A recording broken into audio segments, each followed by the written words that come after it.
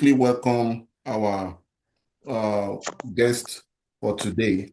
She's a prolific scholar. She's a Cameroonian. She's currently based in the US. And she has passed through this process. She has worked with me for some time as a mentee. And we're organizing this to bring up the upcoming ones who will want to also aspire to move up higher.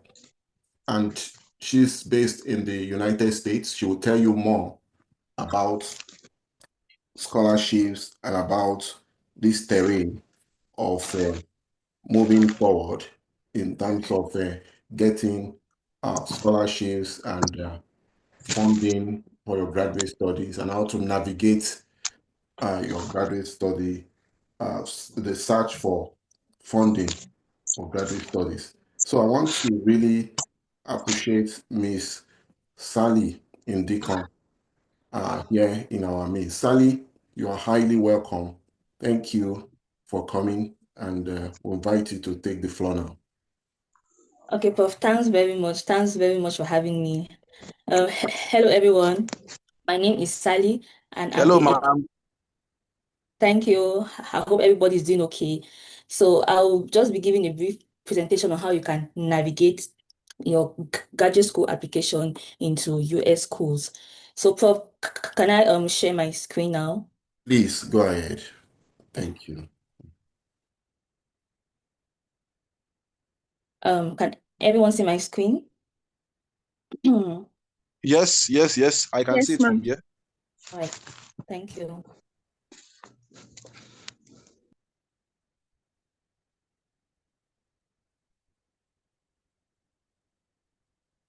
Okay, guys. So I'm really happy to be once more here.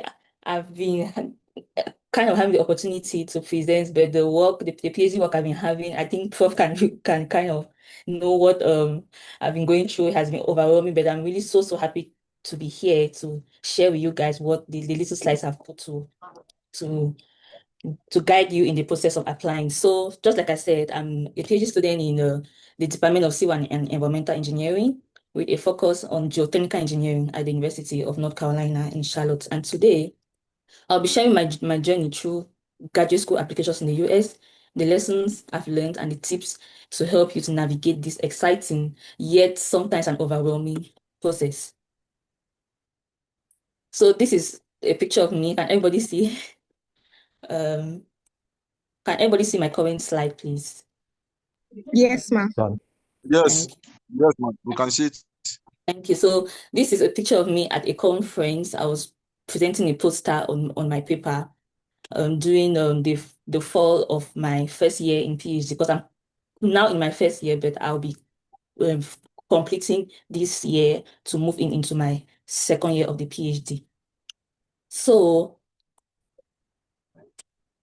now, why did I choose to study in the US? So I'll just start by sharing a bit of my story. So just as Paul said, I come from Cameroon, and like many of you, I had a dream to advance my studies. But the path wasn't always clear. I did a bachelor's in civil engineering.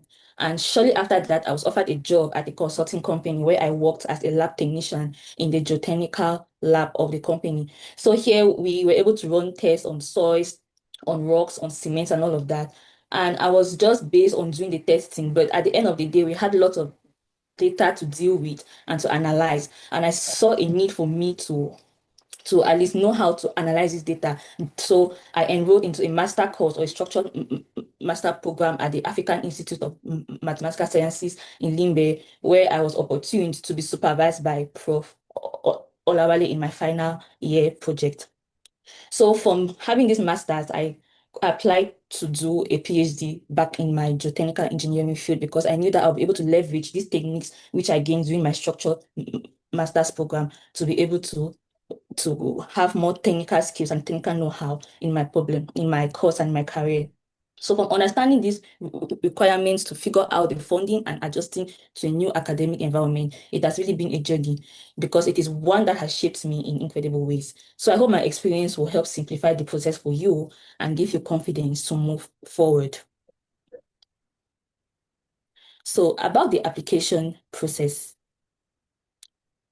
I'm just going to give a step-by-step guide that you can use. You must not like this is not like a ground truth or a standard way for you to apply, but there are just tips which I use and what others have used to apply into the graduate school. So I started by preparing the essential documents, include. Please, can you mute your mic, please? Sorry, thank you. Okay.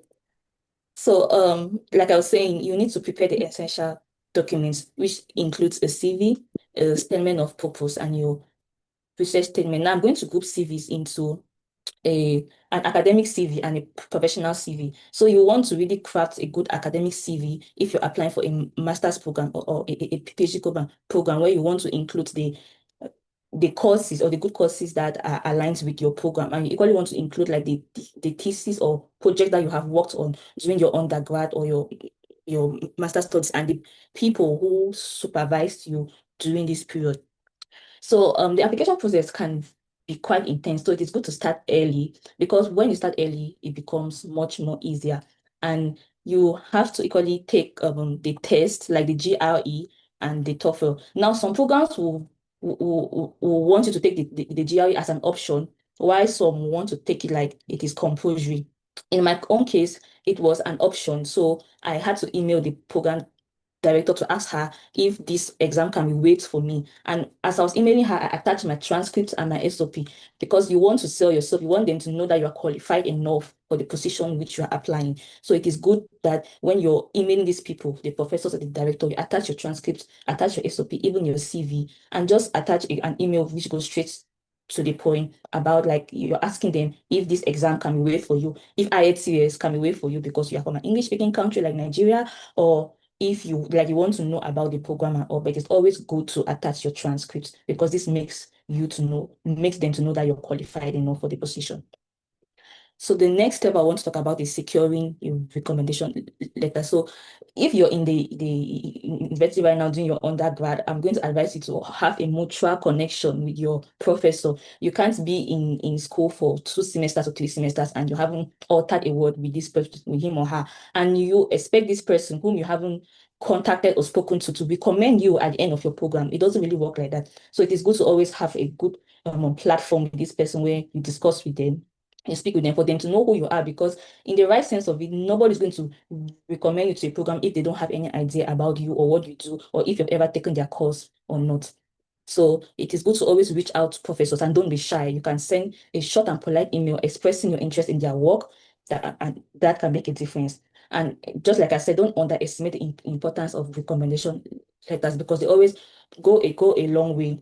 You need to choose the people who truly know your strengths, who know how good you are in certain fields or not.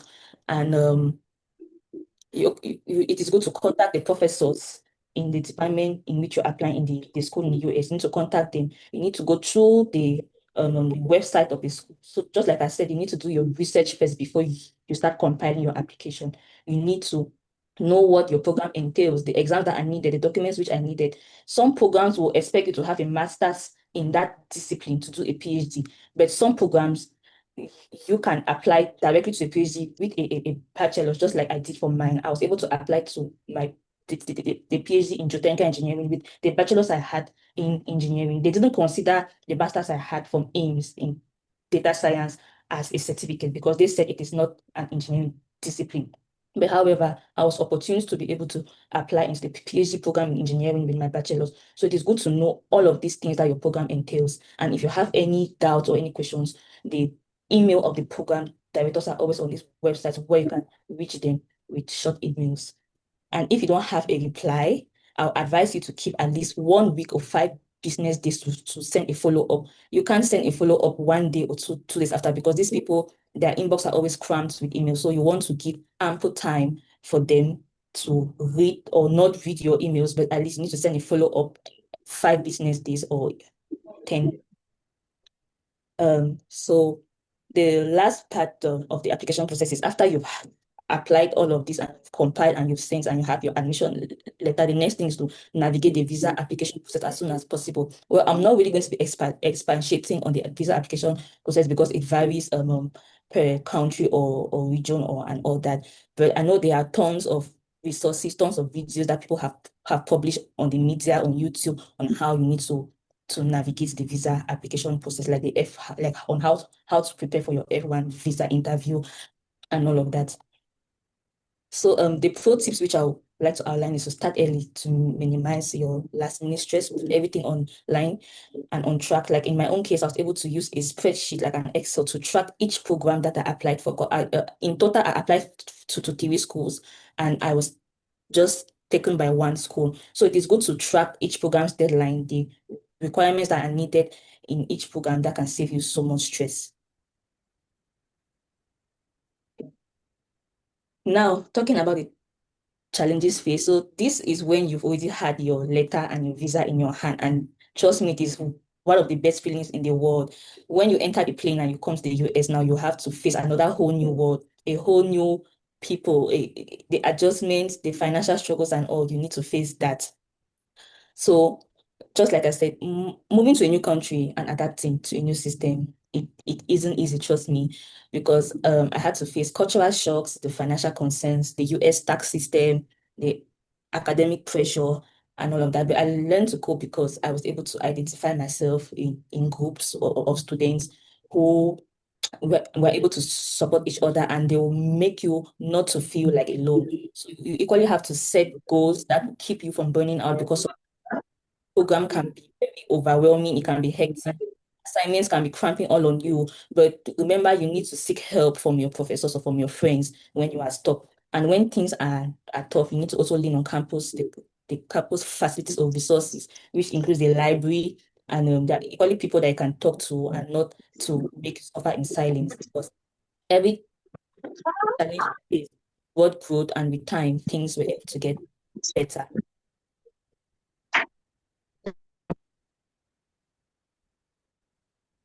So on the slide of impact and future plans. So having or pursuing my graduate studies in the US has really been a life-changing experience, because I have not only grown in technical knowledge, but also in confidence and leadership. I've been able to talk to people from different countries, from different backgrounds, people with different ideas. We're able to discuss on a lot of things, not just only on your schoolwork, but on life, on how to survive on a whole new, a lot of broad range of things that every student faces, or every international student or African student faces in the US.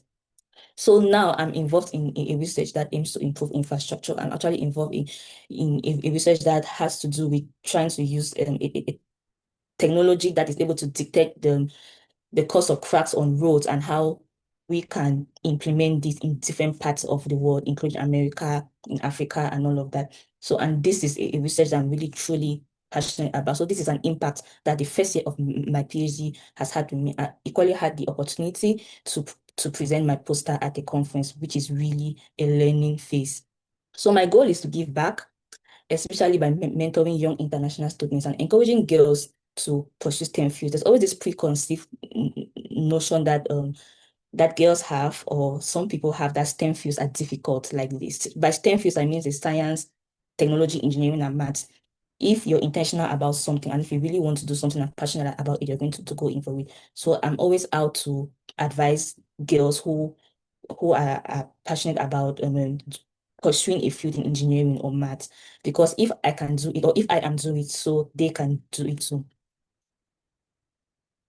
So the key takeaways that I will like to put in place is first, you need to start early, and applications take time. So if you rush, you're going to hurt your chances of being taken on. You need to craft a good SOP. I'm sure you guys have already had a talk or some sort of seminar on how to do or write a good SOP. Your SOP needs to stand out. It can be good, but it needs to be like the best among others. And by doing this, you need to equally show people the SOP you've crafted. It can be your professor or your friend to go through for mistakes, and like for you to actually stand out in your applications, because these people want to get the qualified students in their schools, and students who are worthy of the funding, which is ready for them. And the second thing is to stay resilient. rejections will happen. I was not taken into schools, and I felt like my wall was going to crush. But I had to keep up and keep applying. I kept applying until finally this school took me. So you need to know that rejections will happen, but they don't define your worth. So you need to keep pushing. And then the third thing is to seek support. You need to ask for help. Use your networks, like I said, your mentors and your peers. Graduate school isn't meant to be a solo journey. So you need to believe in this in your story, and don't be afraid to dream big. You don't lie in your SOP about your research, or these people, they go through your SOP, the committee, they read through these SOPs. They know the type of person which they want to bring in. And if you are trying to craft this perfect, this non-existent person, they will know because it is not authentic. So you need to portray yourself as an authentic person, and you need to let them know what you want to do, what you're bringing to the table, what you plan to do with your research, what problems you're trying to solve. It needs to be realistic at the end of the day. So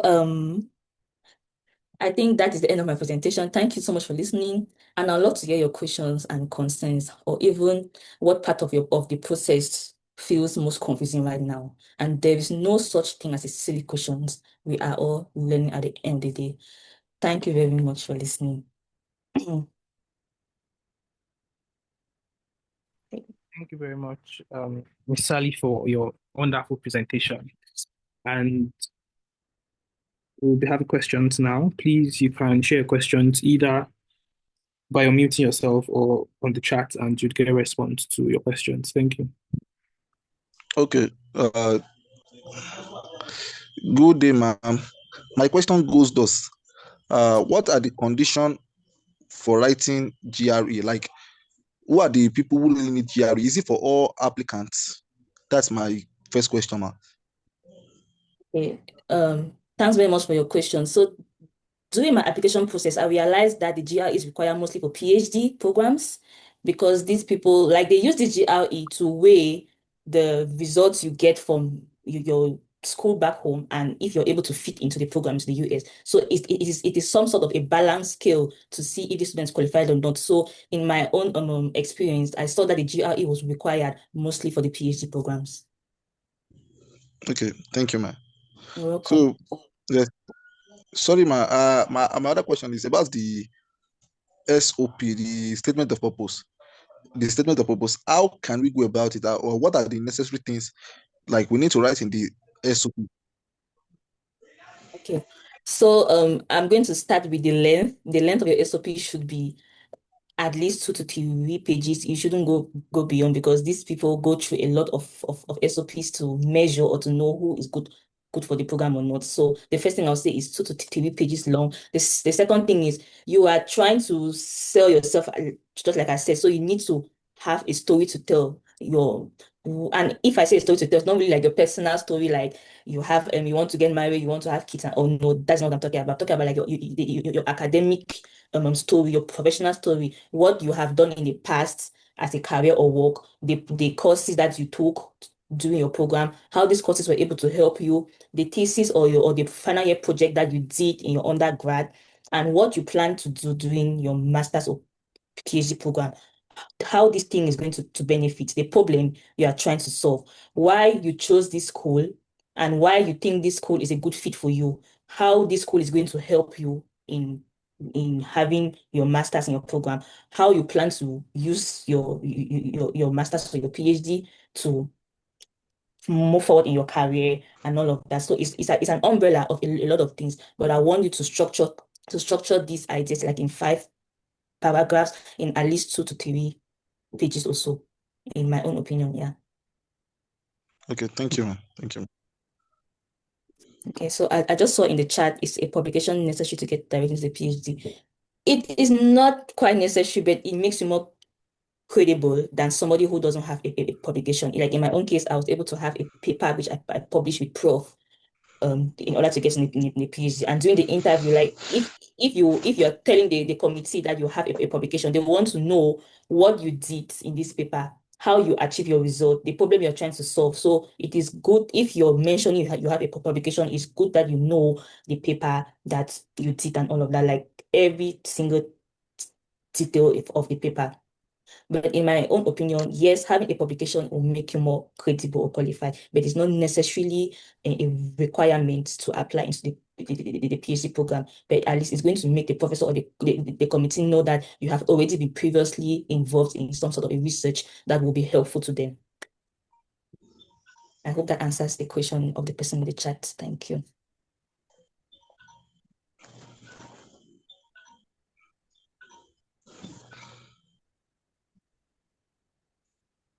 Yeah, I have a question. I don't know if I'm allowed to ask now. Okay, Yes. thank you so much, Sally, for that wonderful presentation. In fact, it's so direct and informative. But my question is, when applying for a scholarship, like for example, you like when is the earliest time? Because if I want to go to school, like for example, the next academic session, maybe September it is. I'm just saying based on Nigeria system. So is it when is the earliest time to apply for such scholarship? Is it a year before that admission year or some months before that? So what do you say to that? Okay, that's for your question. In my own case, I was able to do a research and I saw that most schools will recommend the applicants to start applying at least a year before they want to get admitted into that school. So I'm going to say an ample time, a good ample time is a year. In my own case, I couldn't wait for a year because I was really desperate. So I started compiling my application 6 months prior to starting the first semester. So a year is good, but if you believe you can actually put all these documents and the interviews and and all of this in a shorter time, about 6 months, it can work for you too. Yeah, thank you so much. And my other question before this other person asks, what are the chances for folks coming from the humanities? Like, I think most time if I hear about scholarship in the US and most countries abroad, it's more of the sciences, STEM courses. So is there chances for people that are in the humanities faculty and all that? There are chances for everybody. The only thing which can make you to know if there are those chances are available is if you do your research or your search on these programs in this school. In my opinion, I know the STEM fields always have grants for their work. They always have an ongoing research and all of that. But I'm very sure that there are cases that you are able to get funding in humanities, in geography, and all of that. So I can just write down the notes and then find out from my friends here in school on how you can have funding in these fields. Yeah, thank you so much. You're welcome.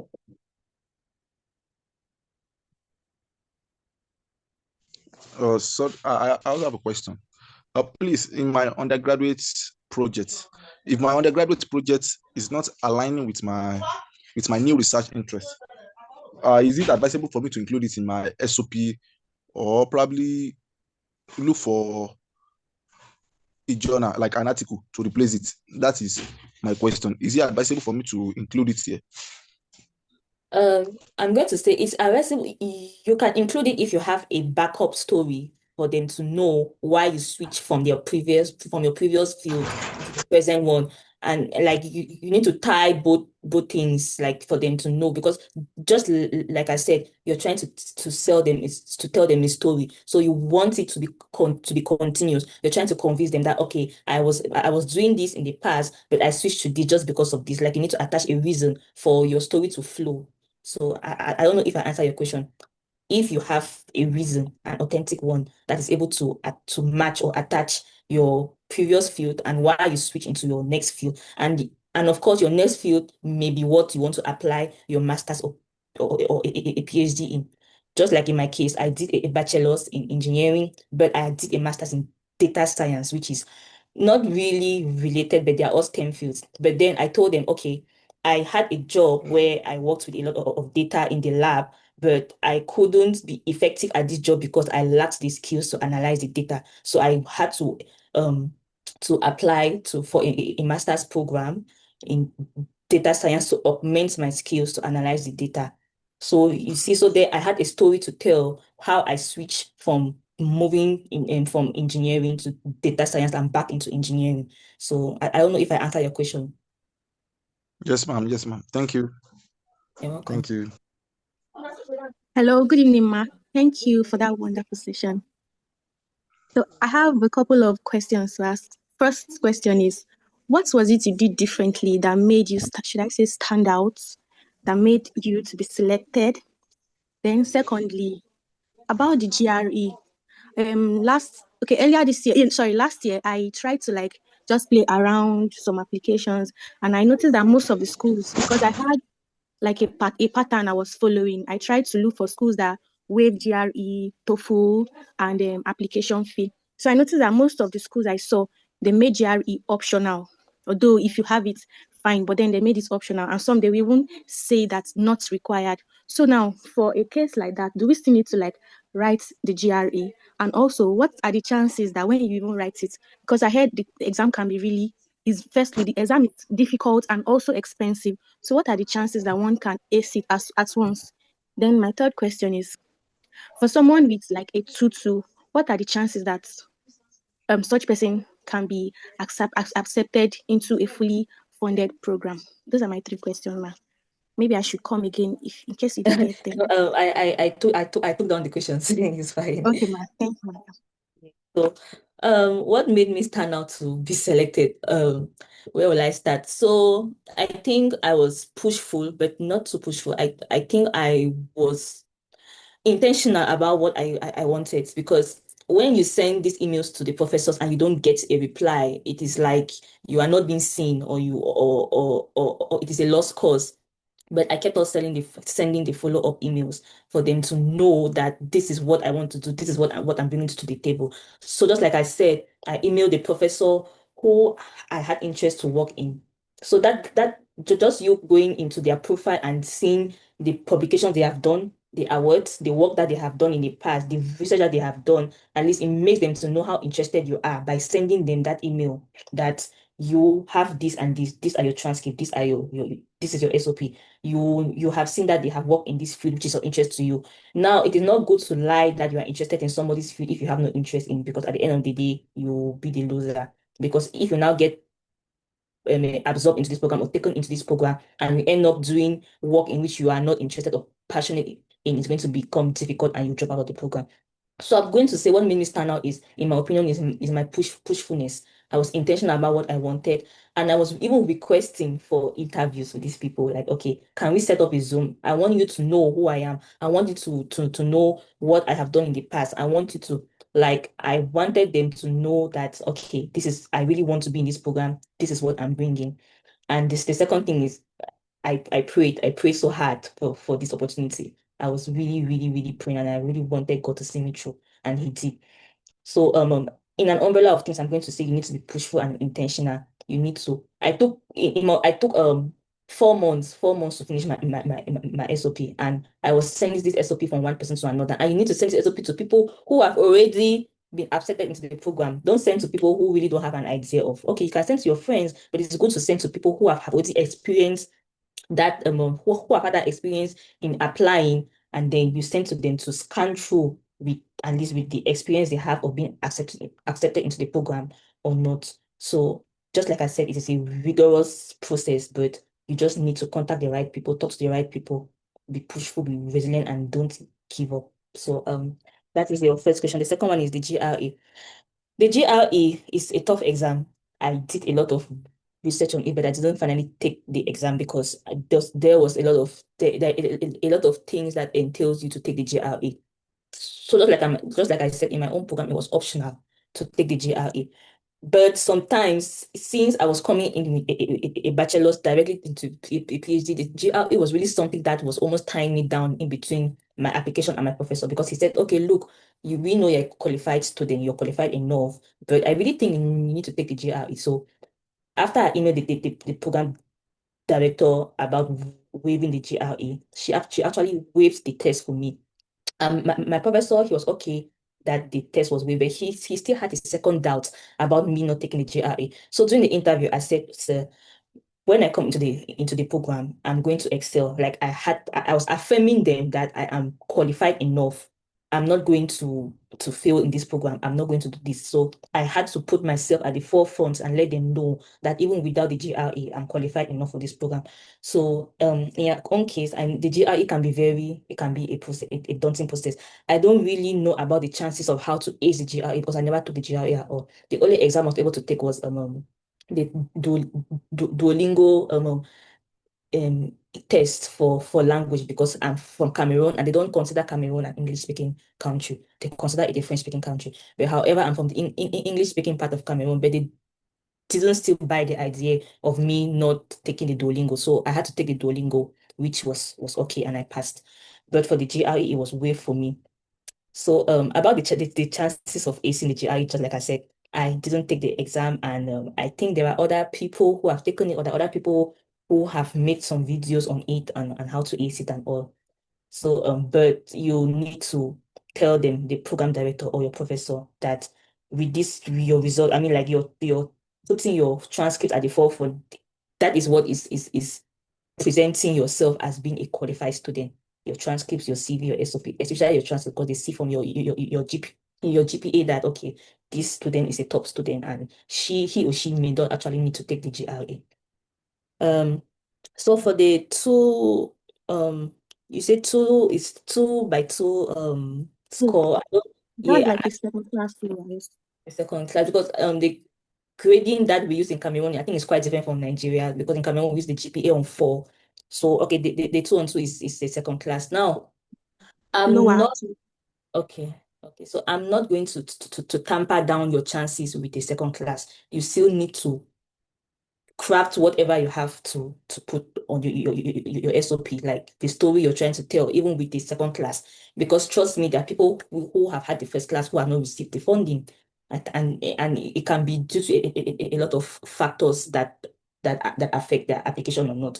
So just like I said, you having the second class should not make you think that you are not qualified for the funding or not. But your SOP should really stand out. You should be able to sell the story to them. You need to get into this program, why you want to get into this program, why this school is a good fit for you, why, how you can adapt into the system and all of that. So it is how you sell yourself. Okay, thank you so much. You're welcome. Okay. So hello, Prof. Are there any more questions? Okay. Thank you so much, Sally. That was great. Thank you, Prof. Thank you. I think that's the end of the questions. We have to call it a day. Okay, Thank Prof. you. There are a lot of I think there are some in the chat which I've not been able to Oh, answer. there are more. I've seen, yeah, I just saw some which I haven't answered yet. Do you want to take one or two before we? Okay, yeah. Thank you. So I have a question from Solomon. He said, "Thank you very much for the session. You said you applied to TV schools and you were only chosen for one. Yes. I want to ask, when applying to this school, do you have to pay money to process your admission, like application fee and others, or is it after you've been granted admission?" Okay, this question is a very good question, because the application fee is always the last step of your application process. So after you've compiled everything. So the way they structure the system, after you submit each a document, a checkbox is being ticked. So when you submit your SOP, it is ticked, CV ticked, your transcript ticked, and all. So the last box which is always being checked is your application fee. Some programs, the fee is being waived when you use a waiver code, but some programs don't have a code to waive the fee. So in my own case, I paid a fee at the end of the application process. So it is always good to have your money ready after you have uploaded all the documents you need.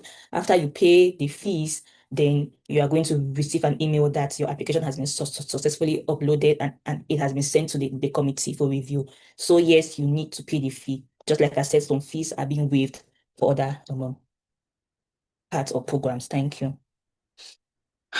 So I think I'm done, Prof. Yes, God bless you. Thank you. Let's appreciate her. Thank you, Miss Thank Sally. you, everyone. Thanks for Thank listening. you. Thank you. Thank you, Ma. Thank you so much, Ma. You're welcome. Thank you Thank so you, much, Sally. Miss So Sally. I'm going to drop my mail Yes. in the chat box, so you can anybody who has other questions or help with your Yeah. SOP or your CV can reach out to me I through will my give school. it to them also. Okay, Prof. Thank you. Thank you. Let's appreciate her. Thank you, Miss Sally. Thank you, Miss Sally. You're Really welcome, appreciate everyone. it. So, ladies and gentlemen, we will call it a day here. We'll give you other announcements later on and we'll share the recording. later on. Once again, we appreciate our speaker for today. Thank you so much, Sally. Thank you, Prof. Thanks for having me. Have You're a good welcome. evening, everyone. Thank you. Thank you. Bye, everyone.